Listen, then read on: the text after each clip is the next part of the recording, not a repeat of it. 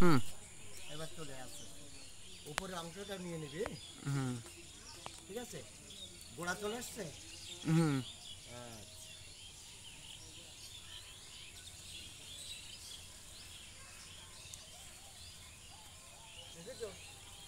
এবার আস্তে আস্তে আমার কাছে চলে আসছি, আস্তে আস্তে চলে আয়। ছুরি দিয়ে তো আসবো, এবার কমে আসবো। আর আস্তে আস্তে পা দিয়ে চলে যাও, কাদা মুড়িয়ে আস্তে আস্তে চলে আয়। আচ্ছা, একটু এর মধ্যে ঘুরিয়ে দেয়। পানি নেই, পানি দেবো। আরে কপাল।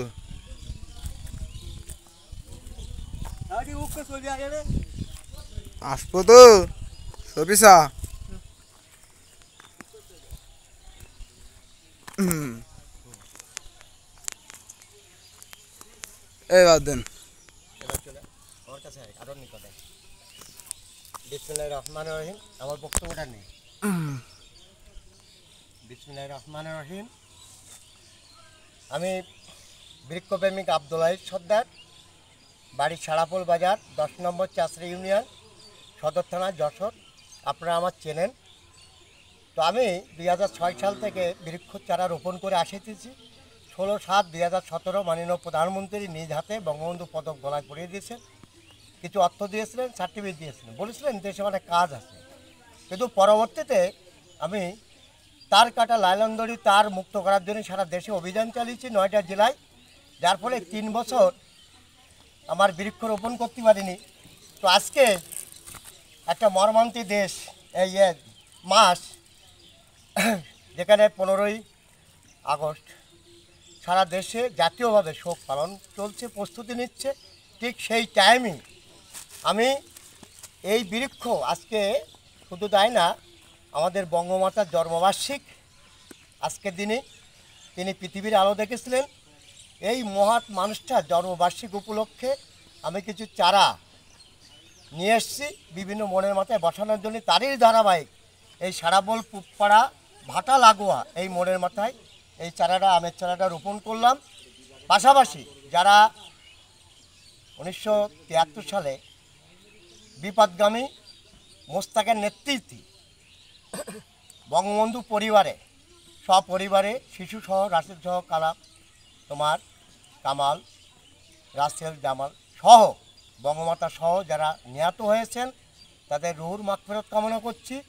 পাশাপাশি যেসব সেনাবাহিনী এর সাথে জড়িত ছিল তাদের আমি পাপকে মনের থেকে ঘৃণা করি।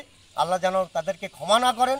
এই জঘন্য অপরাধের সাথে যারা জড়িত ছিল তাদের যেন ক্ষমা না করেন, তার জন্য আল্লাহ পাক সাজা দেন। তো যাই হোক, পাশাপাশি এই মাসটা সারা মাস শোকের মাস। সেই শোকোত্তর ভিতরে বঙ্গমাতা তিনি জন্মগ্রহণ করেছিলেন, আজকের তারিখে পৃথিবীতে এসছেন। সেই উপলক্ষে আমি কিছু গাছের চারা রোপণ করছি। আপনারাও গাছের চারা রোপণ করবেন।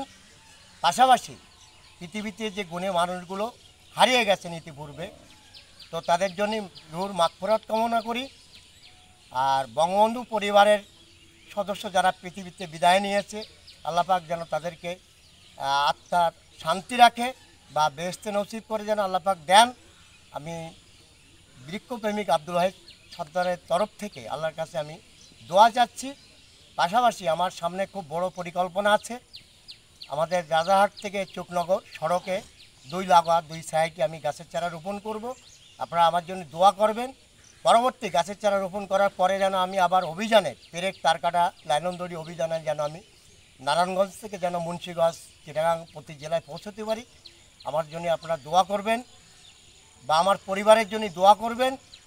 আপনারা 18 কোটি মানুষের জলবায়ু যে পরিবর্তন হচ্ছে, 18 কোটি মানুষের যে প্রয়োজন যে পরিমাণ বৃক্ষ সেই পরিমাণ নাই।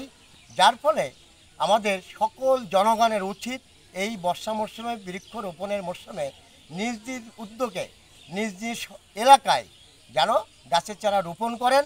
কেন 18 কোটি মানুষের যে পরিমাণ গাছ থাকার প্রয়োজন ছিল সে পরিমাণ নাই। যে গাছ যেগুলো আছে বিভিন্ন রোড প্রয়োজন ক্ষেত্রে কাটতে হচ্ছে, গাছ কমে যাচ্ছে, তাপমাত্রা বাড়ছে, পরিবেশ দূষিত হচ্ছে। যার ফলে এই তাপমাত্রা প্রতিরোধ করতে গেলে, পরিবেশ দূষিত প্রতিরোধ করতে গেলে গাছের বিকল্প কোনো রাস্তা নাই।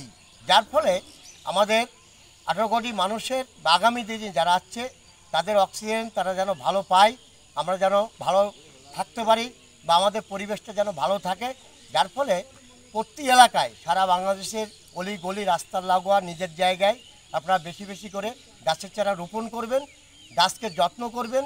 যে গাছগুলো দাঁড়িয়ে আছে যেন কেউ অত্যাচার করবেন না, আমি অনুরোধ করব সেই অত্যাচার থেকে আপনারা দূরে থাকবেন।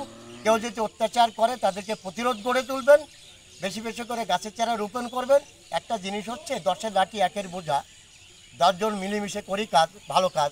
তো ভালো কাজের ভিতর দিয়ে আমি চাচ্ছি বঙ্গবন্ধুর অসামর্থিক কাজকে আগে নিতে গেলে সেটা ভালো কাজ দিয়ে আমাদের করতে হবে, তাহলেই তার আত্মা শান্তি পাবে।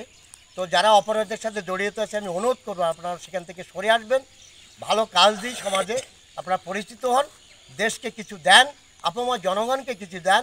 এই যে খরা, আজকে কৃষকের বিরাট ব্যয়বহ বেড়ে গেছে, আমরা খুব দুশ্চিন্তার ভিতরে আছি। যত কৃষি পরিবারে আমার সন্তান, আমার মাঠে জমি নাই, তবু তো কষ্ট হয়। কৃষকের আহাজানি কান্না, আজকে এখনও ধান রুতে পারেনি, কোষ্টা জাগ দেওয়ার জায়গা পাচ্ছে না।